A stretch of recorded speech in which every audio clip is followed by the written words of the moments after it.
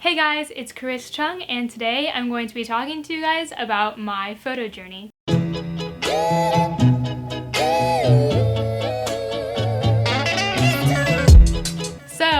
I am trying to get more into YouTube, and I'm trying to just get better at speaking towards the camera. I also do have some notes that I wrote inside my laptop that I will be looking at, so don't mind. I'm gonna try to make more videos soon in the future if I do end up liking YouTube. But yeah, I hope you guys enjoy this video, and let's get into it. So let's start from the very beginning when I was a child.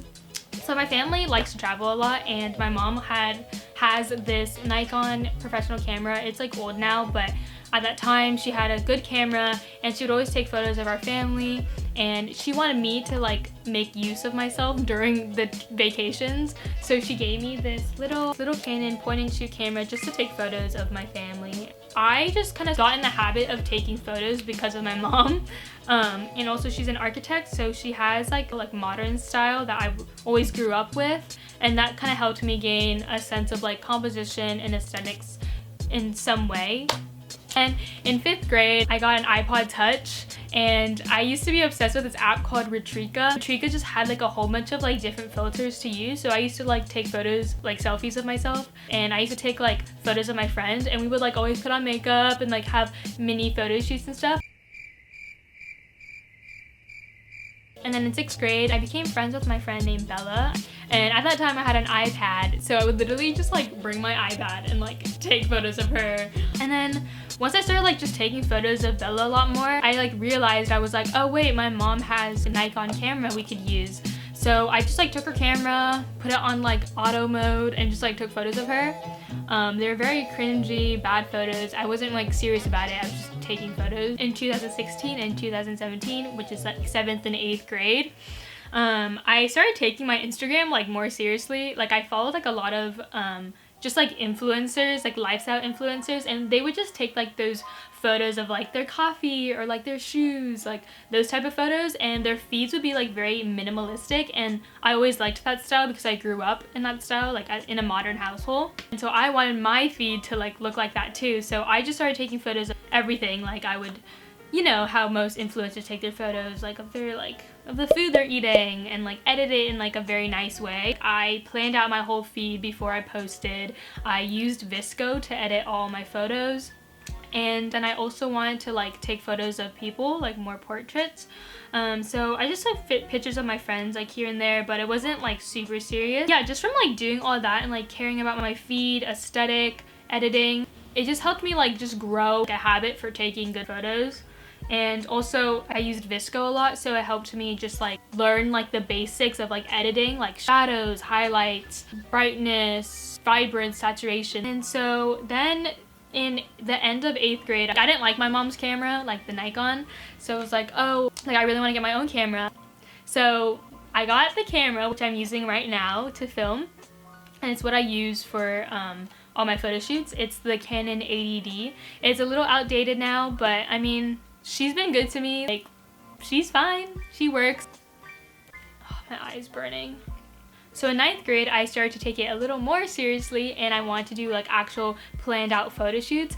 And all of my models that I used from the very beginning are all girls from my school. They were just kind of classmates, but I would just ask them if they can model for me and stuff. So it was nice to go on photo shoots because I can get closer to the people in my grade and just actually get to know them better. It wasn't super creative or planned or anything, but as I started to take more and more photos, I started to get more creative, and that's when I also started getting clients. So my first client was for people at prom in the school near mine school. They had a prom, and I just charged $25.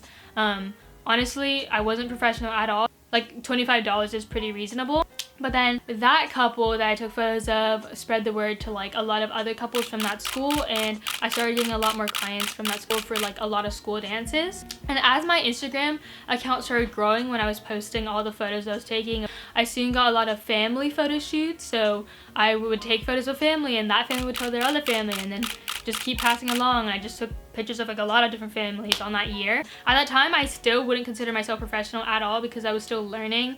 My editing was still using VSCO. I used VSCO for the longest time because I was comfortable and I thought, oh, VSCO's fine, like no one even knows, it's fine. And then in 10th and 11th grade, I took a break because I didn't want to take a break, but school was like overwhelming and my mom was like really onto me about my grades, and she was like, you cannot put photography over your grades. So I was like, okay. Like I didn't have the time to like actually let my creative juices flow anyway, so I didn't even have any ideas. And honestly, at that time I was just getting bored of photography. Like I was just like, I don't know what to do, like I'm stuck, I don't like my editing style, I don't like any of my photos. So I just kind of stopped and I just focused on school, and sometimes here and there I would do client shoots and I would do like some fun photo shoots here and there, but not a lot, and it wasn't super like good or anything. And then when 11th grade ended and when it was quarantine and COVID time, I was obviously at home, nothing to do. I was like, this is a good time to just get better at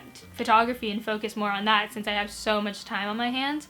And then once TikTok came, I started getting like really inspired by photographers on TikTok. TikTok also just has like a lot of trends and ideas you can just get like inspiration off of. So I didn't make TikToks at that time, but I just started doing a lot more photo shoots. And one of my first photo shoots that I did in the beginning of quarantine, like I just filmed behind the scenes of like the photo shoot and I put it on TikTok, and it like actually went like not viral, but like thousands of views, more views than normal. So I was just like, oh, that's so cool, I should do more of this then. Like I didn't really want to become like a TikTok photographer.